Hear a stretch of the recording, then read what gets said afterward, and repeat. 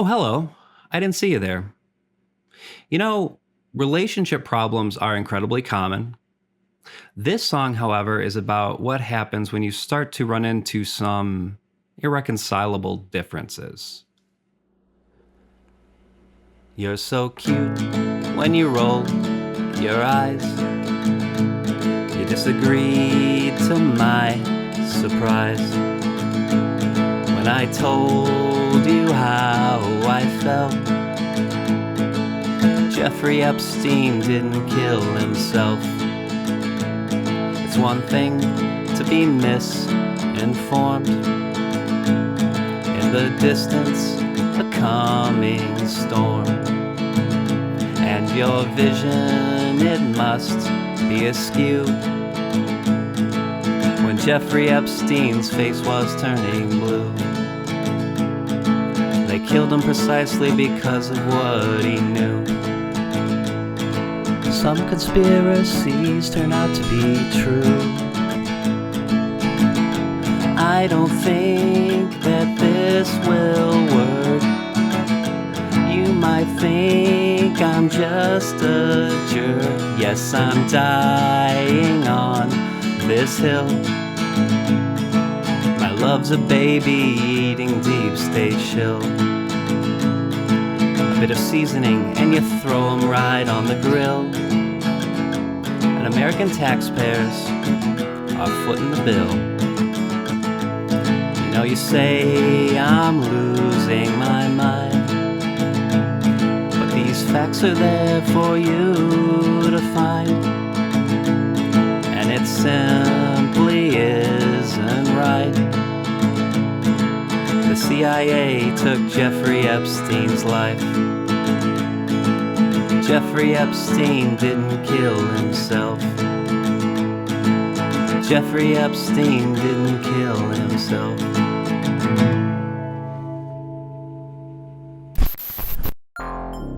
Hello and welcome to Nightmare Masterclass. My name is David Stockdale. I'll be your host on this excursion into the dark unknown. In this installment, I'll be discussing Local 58's most recent video, Digital Transition. Local 58 is truly a remarkable channel, and I've considered doing an overview of the entire series at various points over the past few years, but I never really got around to it. However, if that is something you would really like to see happen, let me know in the comments and I'll see what I can do. You might recall that I previously covered Local 58. Specifically, I performed a close reading of the very first installment in the series, You Are on the Fastest Available Route. I will definitely be touching on a lot of the points I made in that video, so be sure to check it out. Before we get going, I just wanted to say that I have a Patreon. If you are interested in supporting the channel, you can go to patreon.com/Nightmare Masterclass. Also, I suppose it would help me if you click that notification bell, subscribe to my channel if you haven't already done so, and like this video. You know, all that good stuff. I should also mention Gemini Home Entertainment, a series that is very much inspired by Local 58. This analysis has been heavily informed by my understanding of analog horror as spelled out in my analysis of Gemini Home Entertainment. I'll do my best to provide a concise summary of my previous observations, but if you want more context, I'll have links to my previous coverage of both Local 58 and Gemini Home Entertainment in the video description. Local 58 was created by Kris Straub. It is often credited as a foundational work in the analog horror genre. A number of similar works have proliferated in the wake of Local 58's popularity. I previously mentioned Gemini Home Entertainment, but there are many others as well. If you watch my analysis of Local 58's very first installment, you might have taken note of an emerging theme evident within that work. Specifically, I would argue that the series depicts in horrific terms a certain sociological phenomenon. Even as television as a medium has radically transformed with the emergence of streaming services like Netflix, it nonetheless remains the case that various forms of broadcast and communication technology play a dominant role in everyday life. I should provide some context prior to moving forward. Local 58 is widely considered to be an anthology series, meaning that each installment works perfectly fine as a standalone video.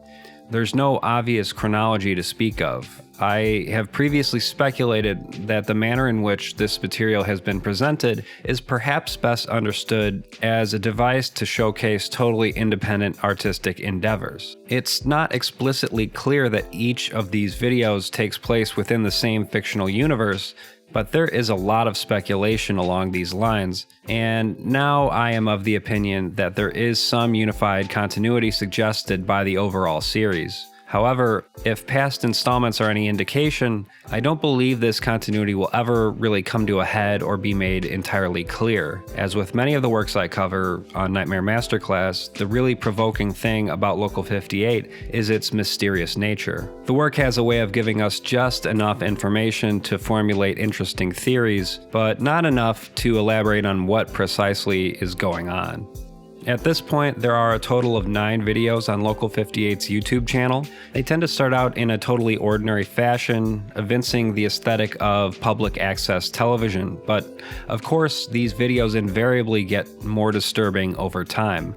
Usually they culminate with a vaguely ominous series of messages being displayed, so as to give the impression that some kind of alien or supernatural entity has taken over the airwaves. The same is essentially true of digital transition. However, I feel it is particularly noteworthy due to both its references to the switch from analog to digital and its heavy use of metatextual elements. Digital transition is also incredibly rich in details with respect to its implied continuity and broader themes, especially when you consider that it's only a 4-minute video, so you're gonna have to bear with me.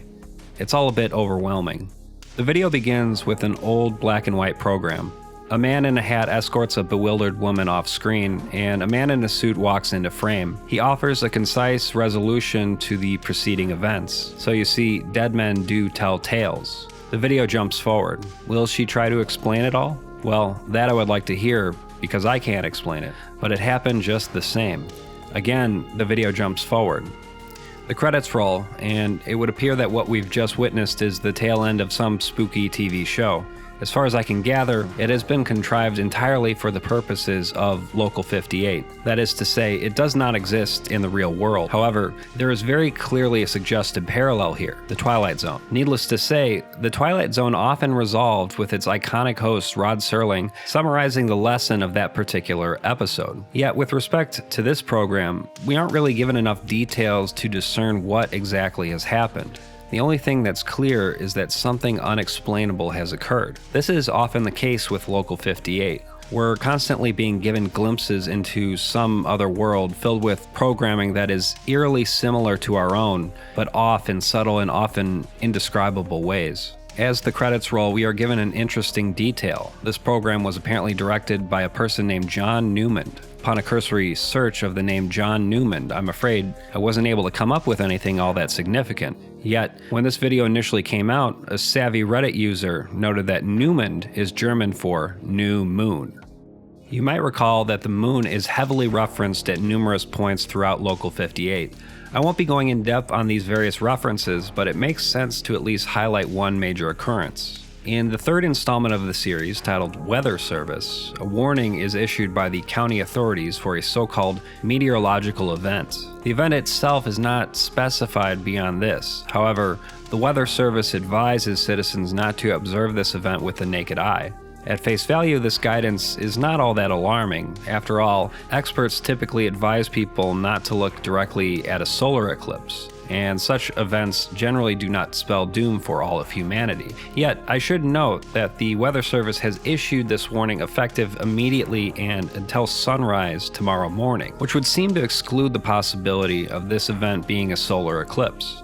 This raises the question, what other supposed meteorological event would be accompanied by a warning by the Weather Service not to view it with the naked eye? This warning is quickly superseded by another apparent alert. Strangely, this so-called civil danger alert offers clarification on the previous warning. As opposed to the previous advisory, this one appears in all caps. The meteorological event is safe for all to view. Warning has been lifted. This alert is interrupted by yet another warning. This one seems frantic and disjointed. Do not look at the moon. It isn't entirely clear what role the moon plays in this broader narrative, but if this thread is at all intriguing to you, I'd encourage you to go back and review the entire series because it is littered with subtle references such as this. In particular, check out skywatching. Back to the video in question. Now, as this mysterious TV show has been playing, a message has been scrolling across the bottom of the screen the entire time. It reads as follows. WCLV-TV Local 58 is making the switch to digital broadcasting tonight at midnight. For more information, visit local58.tv/digital. Let's also note that the website address begins with HTTP, not HTTPS. It stands to reason that in the fictional universe of Local 58, the secure browsing protocol had not yet become standard at the time of this program's airing. Now, the website itself yields some rather interesting findings. The very first thing I should note is that the page begins with an error message, specifically indicating an internal service error.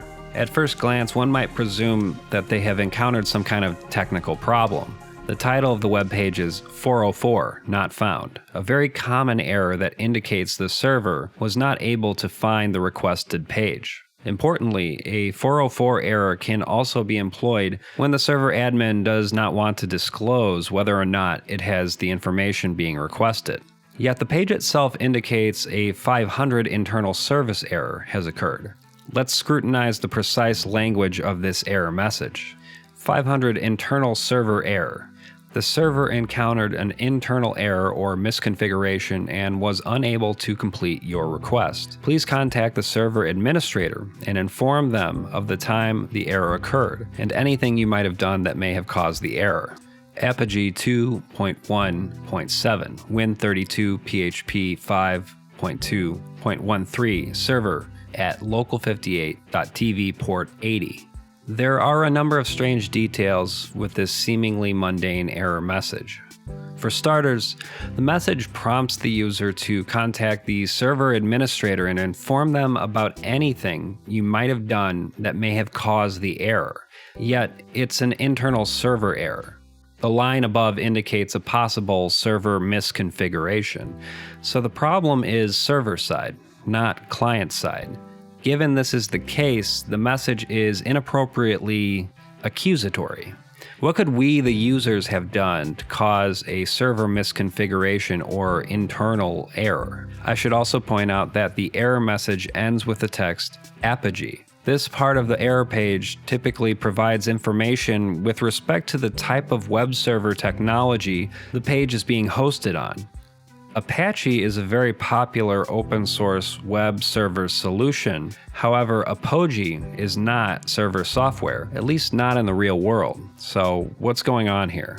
Again, I believe the work is indicating in subtle ways that it takes place in a parallel universe, one with very minute differences. So following this logic, in the universe of Local 58, a software package called Apogee took off instead of Apache. There are other instances of this as well, but you have to pay extremely close attention to pick up on them. The universe in which Local 58 takes place is ever so slightly off. Additionally, it would seem the various definitions of Apogee indicate a broader story at play. 1. The highest point in the development of something, a climax or culmination. 2. The point in the orbit of the moon or a satellite at which it is furthest from the Earth. Of course, I've been over the significance of the moon in Local 58. My inclination is to say that this is yet another Easter egg highlighting this basic element of the broader series. Let's get back to the error message. Below the error message, there's an image of an old advertisement. And you really need to read this whole thing in order to get the full effect, so I'm going to go ahead and read it in its entirety. The era of home recording. What is magnetic tape? It's like having a television studio inside your house, from movies to sports, from educational to instructional programs, all waiting for you when you walk in the door. Available to buy or rent at select department stores. Our magnetic tape cartridge player connects to any standard television set for true-to-life picture quality and sound. What can it do for you? Anything you can see you can capture on tape. Place a blank cartridge into your recording system, connect to a TV camera with attached microphone for sound, tape your subject, rewind, and play it back as a home movie. Simple operation, learn to use in a few short hours, not weeks. Your personal theater. Select from hundreds of featured movies to watch on your player on your own TV at home, using our cartridge rental service. Just insert the title, adjust the picture tracking, and press the play button. No theater gets closer than the one already in your living room. Monitor your home. A camera for your back door, your front door, one for the nursery, one for the hall, another pointing at the alley beyond the fence. A closed-circuit monitoring system helps you keep an eye on everything. There's nothing like the peace of mind of knowing you can see it all at the touch of a button. Record live programs. Record video from any compatible source, including broadcast television. Keep your favorites for all time on magnetic video to enjoy whenever you want and watch them all again and again. Set the recording timer to tape TV programs even when you're not home. Yours without a second thought. The magnetic spool in each cartridge holds up to 120 minutes of high-fidelity video and sound. 12 cassette carousel expands your domain up to 24 hours. Never lose a single moment again. Time at once a warden and a thief, laid low by gossamer looms of iron and air. Here is a greater, finer memory than that of men. Before the gilded doorsill of your master's silent house, we lift our mortal eyes along its wide, forgotten stair, and fix them thereupon an empty throne. As you can see, the last few lines of this advertisement are rather cryptic. What are we to make of this? The stark transition from ad copy to ominous, vaguely Lovecraftian prose betrays an underlying thematic motif. The advertisement sings the praises of magnetic tape, a medium used to store video and audio material. Its use became widespread with the rise of the television industry, along with the emergence of the video home system, VHS, that is. It stands to reason that this advertisement is from the early 1970s, a time when VHS was just being introduced to the public for home use. The advent of home video, specifically the VHS format, drastically changed the way people engaged with television. Over the course of just a few years, VHS became an everyday appliance. As quaint as it may seem in 2021, the broader impact of this development on our culture cannot be understated. I might refer you to H. Bomber Guy and Shannon Strucci's video essay, The Power of VHS, for more context. The preceding text of this advertisement may seem fairly innocuous, especially relative to the unnerving manner in which it resolves. But in a certain sense, this ad serves as an acute diagnosis of various American pathologies. It panders to our materialistic impulses by promising a new form of material accumulation. It caters to our neurosis by offering a new way to monitor one's home on a closed circuit. And finally, the ad takes advantage of our sense of nostalgia by promising a way to capture precious memories.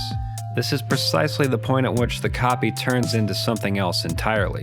The speaker notes that there is an empty throne before your master's silent house. I can't exactly say what this means, but it would seem that the very same kind of interruption we've previously witnessed in Local 58 videos is occurring in this here advertisement. Something has injected itself into the text so as to influence the public in some way. Something is working in conjunction with the emerging home video industry so as to enact its own agenda.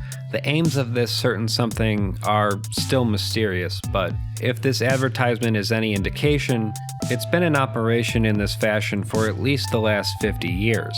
How is it able to do this? Is there a sense in which the development of certain communication and broadcast technology has somehow invited this ominous presence into the fabric of society? Let's proceed with the understanding that this series is strongly hinting at the idea that development of certain broadcast mediums has somehow led to the emergence of a potentially hostile presence. Now, if one simply goes to local58.tv, there's even more material to inspect. For starters, the top of the page is modeled after the Wayback Machine, a tool used to access snapshots of web pages that have been archived from times past. Apparently this tool exists in the universe of Local 58 as well, but it's called Lookback Web Archive. There are a handful of snapshots spanning across over 2 decades. I would strongly encourage you to check this out for yourself, as I believe there are still secrets that have yet to be uncovered. Let's get back to the video itself. The time reads 11:58 p.m. The Local 58 logo appears on the screen, along with a message. Goodbye analog. In accordance with FCG regulations, WCLV-TV Local 58 will finally make the switch from analog to digital broadcast format starting tonight, July 13, 2021 at midnight. Older television sets will experience an interruption in service. Analog TV owners may qualify to receive a free digital conversion kit. And then a phone number is listed along with the aforementioned website link. Now, if you call that telephone number, you'll hear the following audio.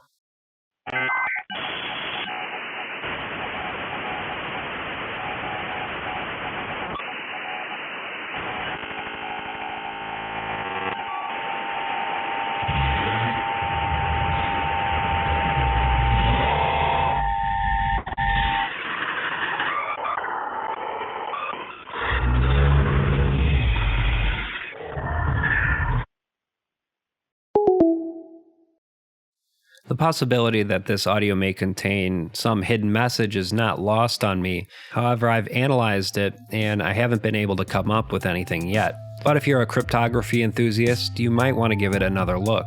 For a single frame, the following is displayed on the screen. DRR announced graphics package 4.3, Prism Media Acquisitions, affiliate Local 58 WCLV TV, runtime 60, 1080p, stereo mix. Q at 11:59. This appears to be information related to the digital footage that is about to appear on the screen. What follows is a dazzling visual timeline of Local 58's fictional history from 1938 to present day. The timeline demonstrates how the medium of television has become more and more advanced over the years. The details of this sequence are stunning. I encourage you to go through it yourself because there are a plethora of little Easter eggs. As the clock strikes midnight, the timeline culminates in the most advanced title sequence in the series. Local 58 WCLV DT. Presumably DT stands for digital television. The sequence is unceremoniously disrupted. For a brief moment, a message is faintly displayed. Announcement. This station will not be participating in digital conversion at this time. The old Local 58 logo is visible in the upper left-hand corner. Suddenly, the new Local 58 title screen appears superimposed on the screen, along with another message. This one is more visible. If you are viewing this message, your TV has not been configured for digital reception. Betrayal. I, the one you watched. I, the always here. They make you thought from pieces. Thoughts shape in needles, they dream themselves in knives. Next to the old logo, new text appears. I come in through the window. In the background, a message from the emergency alert system appears. Subsequently, the following words appear repeatedly. Go outside now. The new Local 58 title screen begins to degrade. Unthinking, they move to cut his throat, only to make 1,000 mouths. If he is silenced, we will speak for him. Signs and wonders flood our little sky. No stars above, only eyes, waiting to open. There are other receivers. For a brief moment, a face is displayed. It appears to be screaming. And then, static. In the last scene of this short video, a warning appears on the screen. It's a message from the FGC in conjunction with several other government agencies, including the Department of Homeland Security. At first glance, one might mistake this for your run-of-the-mill copyright notice. Yet the text tells another story. It reads as follows. Warning. Federal law imposes severe civil and criminal penalties for the unauthorized reception of analog frequencies formerly allocated to broadcast television. Unauthorized analog reception constitutes a felony with a maximum penalty of up to 10 years in prison and/or a $150,000 fine. At this point, you might be asking, why has the government taken steps to make analog technology illegal? What is so dangerous about analog signals? This is a reasonable line of inquiry. Perhaps it is not the analog technology itself that is dangerous, but how it is used, and who has access to it. It would seem in this case that potentially malicious actors have found a way to influence world events by using these signals. After all, why else would the government take such a harsh stance on the use of this technology? In my analysis of Gemini home entertainment, I stated as follows. Analog is a term that exists in opposition to digital. Specifically, analog technology uses some physical property of a medium in order to create a continuous signal. Conversely, digital technologies use discrete values, the precision of which is determined by how many samples are recorded in a given time frame. Broadcasting technology previously relied on analog signals, but a major transition occurred in the 2000s. The switchover from analog to digital broadcasting officially went into effect on June 12, 2009. Yet in the fictional universe of Local 58, the transition occurred in July of 2021. Now, I've also argued that the precise distinction between analog and digital technologies is not so important in terms of the general themes at play in works of analog horror. Rather, the technology of a particular historical period is being emulated so as to create a certain effect. In the case of Local 58, the effect is an unmistakable sort of uncanny feeling that comes about as a result of a certain dissonance. Perhaps certain qualities in Local 58 evince a warm, familiar feeling associated with, say, for instance, your favorite TV show as a kid, or more generally, the lumbering presence of a weighty analog television set, wood paneling and all, in the family room of your childhood home. But of course, these feelings are unceremoniously displaced over the course of your typical Local 58 video. Gradually, silences appear where they shouldn't, artifacts are presented. The effect is often similar to that of a television set being left on into the late hours of the night. And since the number of people watching TV late at night is relatively minimal, there is typically less scrutiny on the programming. Hence, late night programming tends to consist of infomercials, so-called paid programming, and endless reruns of old shows. This is precisely where a malignant presence, or entity, might insert itself in order to test the waters, so to speak, as part of a broader effort to manipulate the public in some way. I found there's also less scrutiny on the sequencing and editing of certain programs. When I was a kid, I always felt a creepy feeling when a commercial mistakenly cut out early, leaving an ominous silence and a blank screen. I was so used to blaring commercials that silence was genuinely unsettling. That's part of the effect here, but the other component is control. Generally, TV programming is very planned out. But when, for whatever reason, something goes wrong, there's a sense that the people behind the scenes have lost control, and that is a deeply unsettling feeling. One might conceivably anticipate a coming proliferation of works evincing the aesthetic of high-definition TV circa 2010 onward, but is there a meaningful difference between analog and digital horror? While it is interesting to note that Local 58 refers to itself as analog horror, it's important to keep in mind that genre conceits are not rigid laws. There's no hard and fast rules when it comes to art. Terms like analog horror are really just labels that we use to make sense of certain trends. With respect to Local 58, it's important to understand that regardless of the channel's spiffy new digital aesthetic, the series continues to offer a horrific depiction of broadcast technology as it accelerates into unknown territory. Local 58 does a particularly good job of playing on our fear of uncertainty. It resonates with me at this moment because we are living in uncertain times. You might recall that I referenced the end of history in my very first video on Local 58. This idea was popularized in the early 90s by a well-known political scientist named Francis Fukuyama. To put it in concise terms, the end of history is the idea that we have reached a general stasis with respect to the prevailing political system of our time. With the fall of the Berlin Wall and the collapse of the USSR, it would appear that the culmination of history is liberal democracy. That is to say, the unchallenged hegemony of free markets and representative democracy. The End of History certainly makes for an attention-grabbing book title, but I should note that Fukuyama has long since distanced himself from the idea. Of course, he has latched onto an even more inane narrative, but that's another story. Certain people will tell you that the US was never meant to be a democracy, strictly speaking. Rather, it's a representative republic. And this is true. The founding fathers of the United States intentionally crafted our system so as to place certain limits on the popular will of the people. Think about the basic premise of the Senate. Why is it that a relatively small state like Rhode Island has the same number of senators as a highly populated state like California? Our system is built to curtail democratic power. Despite the prominent anti-democratic elements of the American system, democracy as an ideal has generally been touted by politicians on both sides of the aisle, especially in contrast to the USSR, generally understood as a totalitarian system.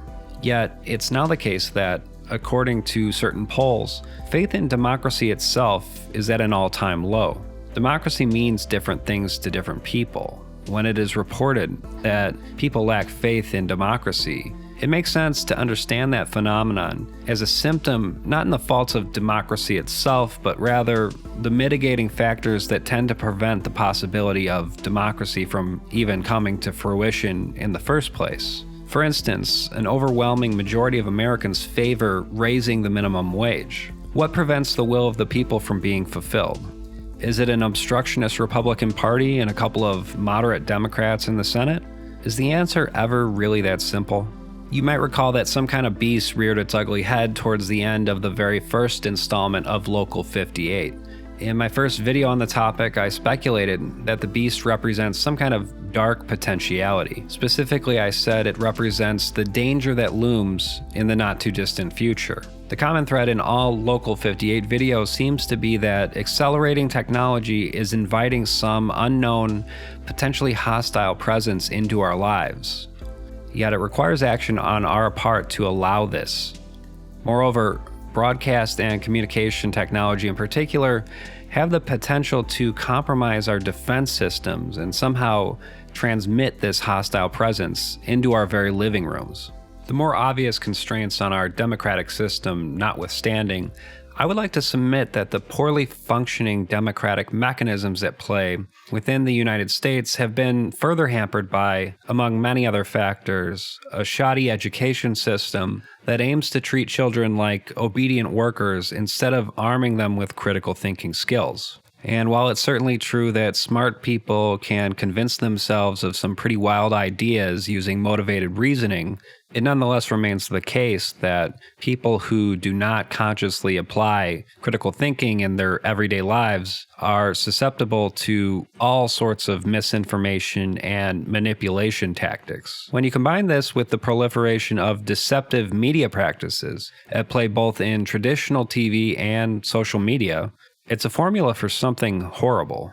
With respect to trends in accelerating technology, futurists have typically argued that automation will play an increasingly prevalent and perhaps economically disruptive role in the coming decades. The common refrain among such types has been that automated trucks will displace a large percentage of the workforce. Perhaps that prediction will come to fruition at some point in the future. But it is ironic that we're now experiencing a supply chain breakdown due at least in part to a dire shortage of, you guessed it, truck drivers. This is precisely the inverse of what futurists have anticipated. The global economy is extremely complex, and I don't blame futurists for getting it wrong every now and then, especially with respect to some of their more conceivable predictions. Yet it does seem as though we are entering an age that is altogether different than the one heralded by the more optimistic among them, and that is a frightening prospect indeed. That wraps it up for this installment of Nightmare Masterclass. If you enjoy my content, maybe think about supporting me on a monthly basis at patreon.com/Nightmare Masterclass. Thank you for watching, and good night.